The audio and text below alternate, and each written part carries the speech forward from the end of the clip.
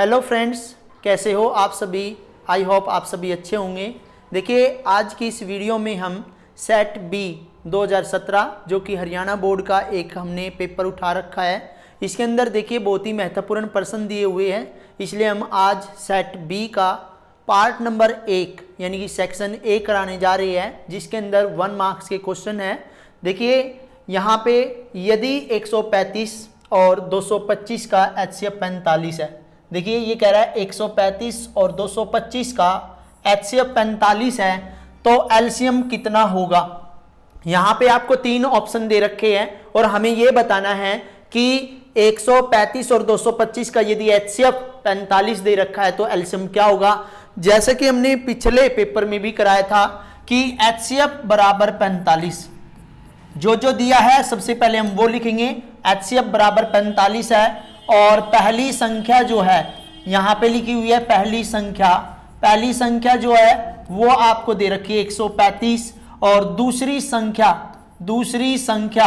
दूसरी संख्या जो दी गई है वो आपको दी गई है 225। अब ध्यान से देखिए, हमने एक फॉर्मूला पढ़ा था प्रश्नावली 1.2 के अंदर कि HCF गुणा में एलसीएम बराबर पहली संख्या गुणा में दूसरी संख्या। अब आप ध्यान दीजिए कि जो यहाँ पे HCF दे रखा है, HCF कितना दे रखा है 45 गुणा में एलसीएम आपको निकालना है। पहली संख्या कितनी है 135 है और दूसरी संख्या आपकी 225 है। अब ध्यान दीजिए, एलसीएम हमें निकालना है, तो ये जो 45 इधर गुणा में है तो इधर आके किस में हो जाएगा, भाग में हो जाएगा। देखिए भाग में हमने किया, सिंपल है। वैसे जिसको 45 की टेबल आती है वो 45 से इसको डायरेक्टली काट सकता है, और नहीं तो ये देखिए ये 15 के पारे में आता है, 15 3 45 और 15 निम्न 135, 3 से फिर 3 पे कट जाएगा और 3 की गुणा एलसीएम बराबर 3 की गुणा हम 225 में करेंगे तो 225 दूनी 450 यानी कि 450 और 3 से करेंगे तो हमारा आ जाएगा 675 हमारा आंसर होगा। देखिए 3 से 3 पंजे 15 हासिल 1, 3 दूनी 6 और 1 7, 3 दूनी 6। देखिए प्रश्न नंबर 1 का जो 675 ऑप्शन नंबर सी जो दे रखा है वो बिल्कुल ठीक आंसर दे रखा है, इसलिए हम ऑप्शन नंबर सी पर निशान लगाएंगे और पेपर के अंदर हमें आंसर के साथ साथ ऑप्शन नंबर सी भी लिखना है। इसके बाद प्रश्न नंबर 2 की बात करते हैं। ये कह रहा है 3x की पावर 2। देखिए 3x की पावर 2 माइनस 4 माइनस x यहां पे दे रखा है आपको, तो हम यहाँ पे देखिए सबसे पहले इसको सोल्व करेंगे और इसके शून्यंक कितने हैं यहाँ पे लिखना है। शून्यंक कितने हैं यहाँ पे ध्यान देना है। 3x की पावर 2 माइनस x कि ये जो x यहाँ पे दे रखा है इसको हम यहाँ लेके आएंगे माइनस के 4। हमारी जो स्टेटमेंट होगी ये होगी 3x की पावर 2 माइनस x माइनस 4। अब सबसे पहले आपको क्या करना है, पहले वाले की गुणा लास्ट वाले से करनी है। हमारा आंसर आया 12 और 12 के करने हैं टुकड़े, 1 के पारे में 12 12 पे, 2 के पारे में 12 6 पे, 3 के पारे में 12 4 पे और 4 के पारे में 12 3 पे। देखिए ये हमने एक कराने का मेथड बना रखा है, वो आपको अच्छी तरह समझ में आना चाहिए। देखिए 3 और 4 और 4 और 3 एक ही जैसी संख्या है, तो हमारे पास 3 ही ऐसे टुकड़े हैं जिनसे हम ये बीच वाला x लेके आ सकते हैं, क्योंकि यहाँ पे हमें लेके आना माइनस का 1x। वो कैसे आएगा, देखिए इन दोनों में आपस में एक बार प्लस करना है, एक बार इन दोनों को माइनस करना है। तो 12 में 1 जोड़ोगे 13 और 12 में से 1 गया तो 11। यहाँ पे देखिए इससे तो आया ही नहीं, 6 और 2 8 और 6 में से 2 गए 4, इससे भी नहीं आएगा। यहाँ देखिए 4 और 3 7, लेकिन 4 में से 3 गया, यहाँ पे देखिए कितना आया 1 आया। हमें 1 किसका चाहिए, माइनस का चाहिए है, तो यहाँ पे हम लिखेंगे माइनस का। इसको प्लस से हमने क्या बनाया, माइनस बनाया, तो ये माइनस है तो इसमें प्लस करेंगे और ये प्लस है तो माइनस करेंगे। तो यहाँ पे हम क्या लिखेंगे 3x की पावर 2 माइनस के 4x प्लस में 3x माइनस 4, दोनों को हमने लिखने के बाद दो दो के नीचे अंडरलाइन की, दोनों में से कॉमन लेना है, इन दोनों में से कॉमन लेना है। कैसे हमने सोल्व करना है, देखिए x तो मैंने आपको बता रखा है, x सबसे पहले लिखते हैं। 3 और 4 एक ही पारे में नहीं आता, तो इसलिए कोई भी नंबर जो है वो कॉमन नहीं होगा। तो यहाँ पे 3x स्क्वायर में से x हमने बाहर निकाला, तो यहाँ बचा 3x माइनस x से x यानी कि 4x की x से डिवाइड करेंगे, भाग करेंगे, तो x से x कैंसिल, तो ये आ गया 4। जो यहाँ पे आया है यहाँ पे भी वही आंसर होगा, लेकिन यहाँ पे कॉमन कैसे लिखते हैं मैंने बताया था, इन दोनों में पहला और इन दोनों में पहला कौन है, 3x है, इसमें भी 3x है, और 3x पे 1 पे जाएगा, तो यहाँ पे प्लस का 1, तो 3x माइनस 4, और जो बाहर है ये लिखेंगे x प्लस में 1, तो 3x माइनस 4 बराबर 0, 3x बराबर 4 और x बराबर 4 बटे में 3।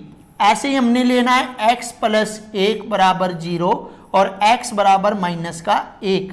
तो यहां पे आप देखिए कौन सा ऑप्शन होगा, -1, 4/3। तो यहां पे देखिए -1, 4/3 हमारा जो ऑप्शन नंबर बी है वो बिल्कुल ठीक आंसर दे रखा है, बाकी जो है वो गलत है, इसलिए हमने ऑप्शन नंबर बी पे निशान लगाना है। देखिए अब प्रश्न नंबर 3 पे चलते हैं कि प्रश्न 3 ये कह रहा है a1x plus b1y plus c1 बराबर 0 और a2x plus b2y plus c2 बराबर 0 में यदि a1 बाय a2 बराबर है b1 बाय b2 नॉट बराबर यानी कि बराबर नहीं है c1 बाई c2 के, तो कौन सा कथन इनमें से सत्य होगा। देखिए सबसे पहले मैं आपको बताऊंगा कि यहां पे हल पूछा है, तो यहां पे 3 तरह से a1 bye a2 not equal a1 bye a2 कैसे करना है, a1 bye a2 not equal b1 bye b2। एक तो ये कंडीशन होती है, एक कंडीशन होती है a1 बाय a2 बराबर है b1 बाय b2 के, जो कि बराबर है c1 बाय c2 के, और तीसरी कंडीशन जो होती है हमारी a1 बाय a2 इक्वल है b1 बाय b2 के, नॉट इक्वल है c1 बाय c2 के। तो यहां पे हम बात करेंगे तो ये तो हमारा आता है अद्वितीय हल, ये आता है आपका अपरिमित रूप से अनेक हल, और जो तीसरे वाला दे रखा है इसमें आता है कोई हल नहीं। तो आप अब ध्यान से देखिए कौन सा आंसर सुटेबल होगा। देखिए ये वाला आपको यहां पे दे रखा है, तो यहां पे देखिए ऑप्शन नंबर बी कोई हल नहीं, तो इसमें आपने ध्यान देखना है कि a1 बाय a2 इक्वल है b1 बाय b2 के, नॉट इक्वल होगा c1 बाय c2 के, तो यहां पे आपने लिखना है कोई हल नहीं होगा। इसके बाद प्रश्न नंबर 4 की बात करते हैं, ये कह रहा है AP 13, 15 सही 1/2, 18 और 20 सही 1/2 का 11वां पद होगा। देखिए सबसे पहले आपको ए पता होना चाहिए, यानी कि प्रथम पद पता होना चाहिए कि प्रथम पद कौन सा है। प्रथम पद जो है वो आपका ए है, ए की वैल्यू 13 है, और सार्वांतर निकालने के लिए सार्वांतर जो है जिसको हम डी बोलते हैं a2 माइनस a1, तो आपको मैं बताऊं ये वाला जो है a1 है, ये वाला a2 है, ये वाला a3 है, ये a4 है, और ये 11वां पद का मतलब है, 11वें पद का मतलब है a11 बराबर a प्लस में 10 d निकालना है, यानी कि आपको a भी पता होना चाहिए और d भी पता होना चाहिए। तो a2 की वैल्यू कितनी है 15 सही 1/2 माइनस a1 की है 13, यदि हम पॉइंटों में निकाले तो 15.5 माइनस 13 है, तो यहां पे कितना हो जाएगा, या हम इसको यदि हम इसको कहने का मतलब है क्योंकि हमारे कई है ना सही में दे रखे हैं, तो इसको हम निकालेंगे 15 दूनी 30 और 1 31, 31/2 माइनस में 13, तो हम इसका एलसीएम निकालेंगे, 2 एलसीएम आएगा, 2 से 2 भाग होगा 1 की गुणा 31 से 31, 1 की भाग 2 से 2, 13 दूनी 26, तो हमारा आंसर आया 5/2। ए की वैल्यू कितनी है 13 प्लस 10 गुणा में 5/2। अब देखिए 2 से ये 10 कट गया 5 पे, तो 13 प्लस में 5 5 25, तो यहां पे आया 38। तो हमारा ऑप्शन नंबर ए जो कि 38 दे रखा है, इसको हमने करेक्ट करना है। इसके बाद देखिए, इसमें यदि सार्वांतर पूछता तो सार्वांतर 5/2 है, यदि इसमें प्रथम पद पूछता तो प्रथम पद 13 है, यदि कोई अन्य पद भी पूछता तो हम फॉर्मूला लगा के इसको सोल्व कर सकते हैं। इसके बाद यदि किसी एपी का 11वां पद 38 है, देखिए किसी एपी का 11वां पद 38 है और 16वां पद 73, 16वां पद 16 लिखेंगे, ए 16 लिखेंगे, 73। ध्यान दीजिए, वो कह रहे हैं उसका पहला पद क्या होगा, पहला पद क्या होगा ये निकालना है। तो A11 ए प्लस में 10D बराबर में 38, ये हमारा समीकरण नंबर 1 बन गया।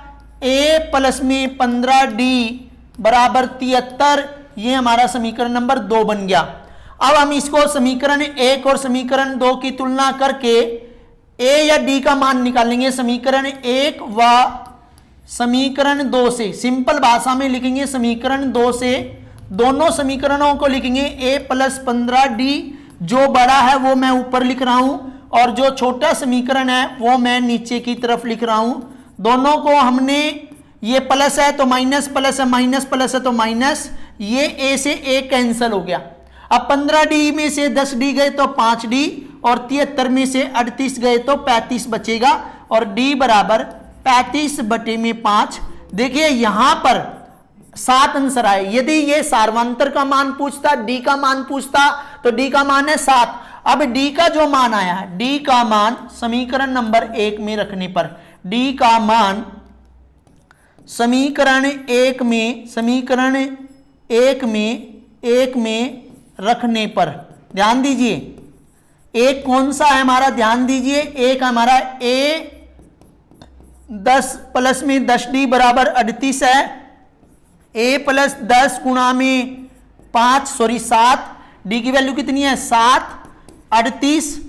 ए प्लस में 70 बराबर 38 और ए बराबर 38 माइनस, ये 70 प्लस का इधर आके माइनस का हो जाएगा। आंसर अब आएगा हमारा माइनस के 32, 70 में से 38 के 32। तो ध्यान दीजिए यहाँ पे -32, ए का मान जो है माइनस के 32, ऑप्शन नंबर सी हमारा बिल्कुल ठीक है। इसके बाद प्रश्न नंबर 6, दी गई आकृति में, आकृति देखिए ध्यान से, ए बी सी एक त्रिभुज है जिसमें कि डी ई और बी सी समांतर है, बी डी का मान ज्ञात करना है। तो मैंने बताया था आधारभूत प्रमेय के अनुसार ए डी बटे में डी बी बराबर होता है ए ई बटे में ई सी के। ए डी की वैल्यू कितनी है 1.2, नीचे की वैल्यू हम x ले लेंगे।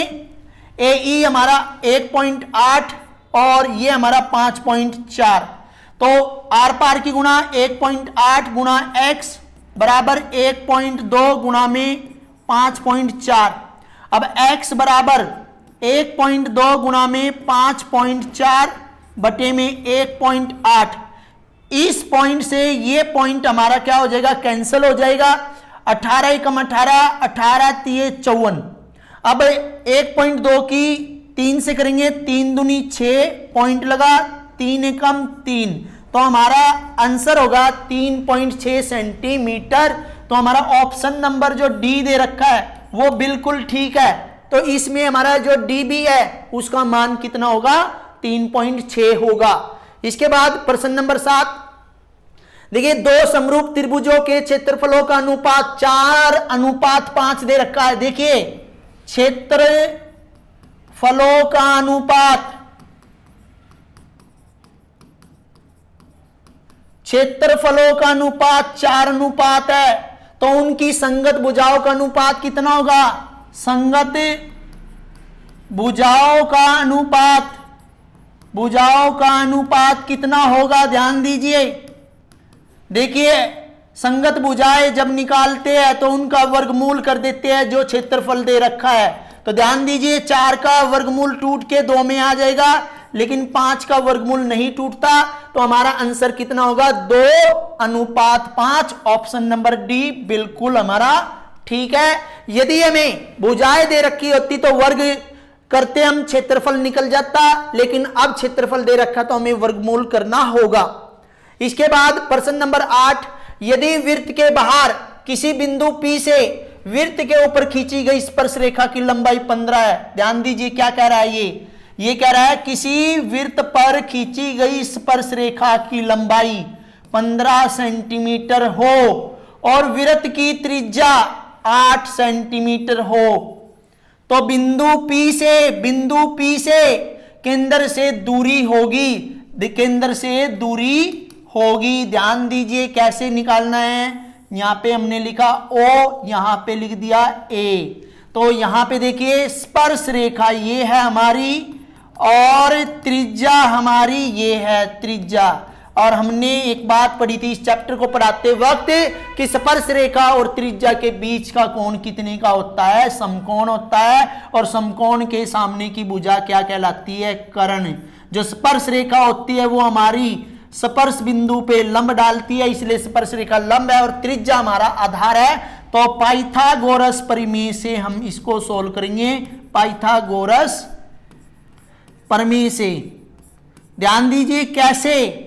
अब यहां देखिए पाइथागोरस प्रमेय में होता है कर्ण का वर्ग बराबर में आधार का वर्ग प्लस में लंब का वर्ग। आपको ध्यान देना है कर्ण हमारा OP जो है वो कर्ण है, आधार जो है हमारा OA त्रिज्या को कहेंगे और लंब हमारा जो है AP यानी कि स्पर्श रेखा को कहेंगे।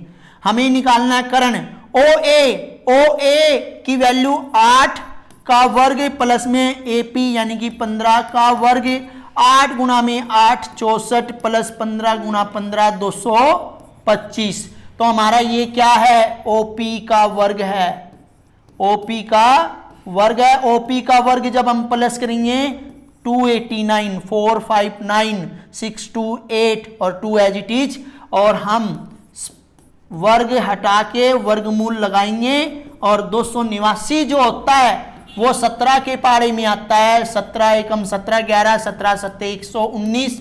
तो यहाँ पे जोड़े में से 1 17 आएगा, तो हमारा आंसर जो होगा 17 सेंटीमीटर होगा। तो यहाँ पे देखिए ऑप्शन नंबर जो C दे रखा है वो हमारा 17 दे रखा है, तो प्रश्न नंबर 8 का आंसर जो होगा वो C होगा। इसके बाद प्रश्न नंबर 9 कि एक वृत्त के बाहर स्थित किसी बिंदु से वृत्त पर खींची गई स्पर्श रेखाओं की अधिकतम संख्या कितनी हो सकती है। यह कह रहा है एक वृत्त पर के बाहर स्थित किसी बिंदु से वृत्त पर खींची गई स्पर्श रेखा केवल उनकी संख्याएं कितनी हो सकती है, केवल 2 संख्याएं हो सकती है। तो यहां पे आंसर कितना होगा, ऑप्शन नंबर C होगा। ये हमने एक बाहरी बिंदु लिया है, इससे पता चलता है कि एक बिंदु से 2 स्पर्श रेखाएं खींची जा सकती है। प्रश्न नंबर 10 में कह रहा है कि बिंदु -5,12 की मूल बिंदु से दूरी। देखिए मूल बिंदु से जब दूरी निकालते हैं, मूल बिंदु से जब दूरी निकालते हैं तो दूरी का फॉर्मूला जो होता है वो होता है x² प्लस में y²। लेकिन इसको एक और तरीके से भी कर सकते हैं, पहले हम यहां पे करेंगे कि -5 का स्क्वायर प्लस में 12 का स्क्वायर, और 5 गुना 5 हमारा क्या होता है 25, 12 गुना 12 144, टोटल मिला के ये हो गया 169, और 169 का वर्गमूल जो हम तोड़ेंगे तो ये 13 में टूटेगा। तो इसमें आंसर जो A ऑप्शन है वो बिल्कुल ठीक है। और यदि हम इसको और तरीके से करना चाहे तो मूल बिंदु जिसको हम O से डिनोट करते हैं वो है 0,0, और जो आपका दूसरा बिंदु है बिंदु A ले लेते हैं, इसको बिंदु A जो है उसको ले लेते हैं -5,12। तो हम यहां पे लगा सकते हैं कि A बिंदु जो है वो -5,12 है और B बिंदु हमारा 0,0 है। तो ये हमारा x1, ये y1, ये x2 और ये y2। तो AO का फॉर्मूला क्या होगा, x2 - x1 का whole square plus y2 - y1 का होल स्क्वायर। सोल्व करेंगे x2 कितना है 0 माइनस माइनस के 5 का वर्ग प्लस में y2 0 माइनस 12 का वर्ग।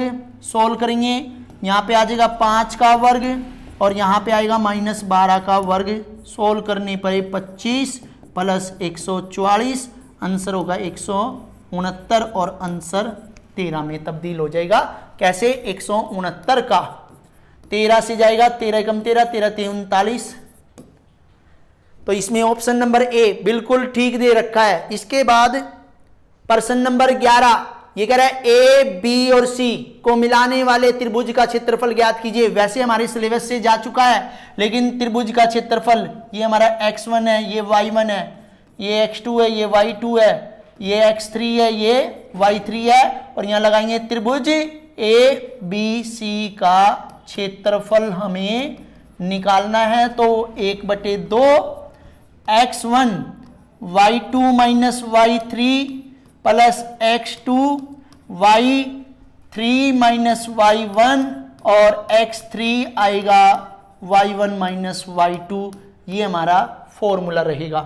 देखिए 1/2 x1 की वैल्यू कितनी है 5, y2 की वैल्यू कितनी है 7, y3 की 4 प्लस x2 हमारा कितना है 4, y3 4 माइनस y1 हमारा कितना है 2 प्लस x3 कितना है 7 और y1 2 माइनस के 7, y2 7 है। सोल्व करेंगे 1/2 5, ये आ जाएगा 3, 7 में से 4 गए 3, 4, 4 में से 2 गए 2, 7 और यहां पे आपका आएगा माइनस के 5। 1/2 ये 5 15, 4 दूनी 8, 7 पंजे 35।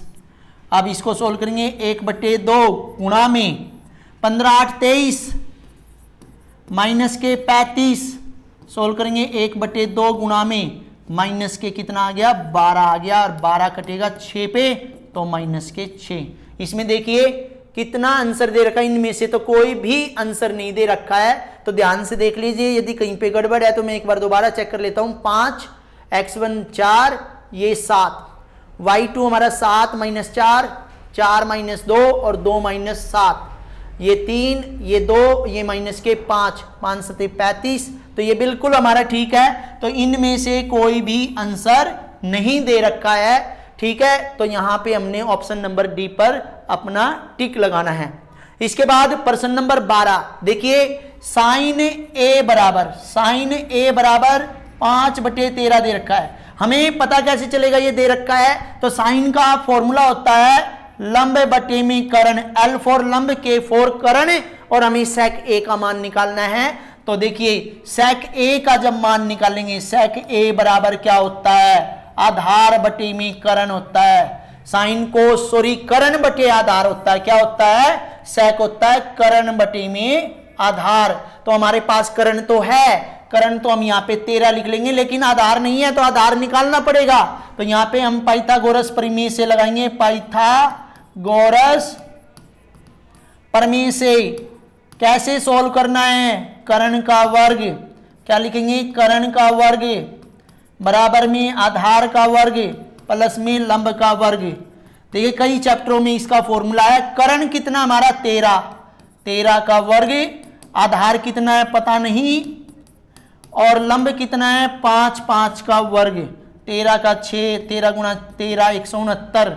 आधार हमें निकालना है और लंब हमारा कितना है 5 5 25 हो जाएगा। इस 25 को इधर लेके जाएंगे, माइनस का ये आधार बचा और ये 144 आंसर आया आधार, और वर्ग हटा के क्या लगाएंगे वर्गमूल। नेक्स्ट लाइन में लिख देते हैं, वर्ग हटा के क्या लगाएंगे हम वर्गमूल लगाएंगे और 144 का वर्गमूल तोड़ने के लिए हम 2 से करेंगे 72, 2 से करेंगे 36, 2 से करेंगे 18, 2 से करेंगे 9, 3 से करेंगे 3, 3 से 1, इसमें से 1 3, इनमें से 1 2, इनमें से 2, तो 3 चौके 12, यानी कि आधार हमारा कितना आ जाएगा 12। तो हमें यहाँ पे आधार की वैल्यू चाहिए थी 12, तो हमारा आंसर 13/12 है। तो 13/12 जो दे रखा है ऑप्शन नंबर बी पे दे रखा है।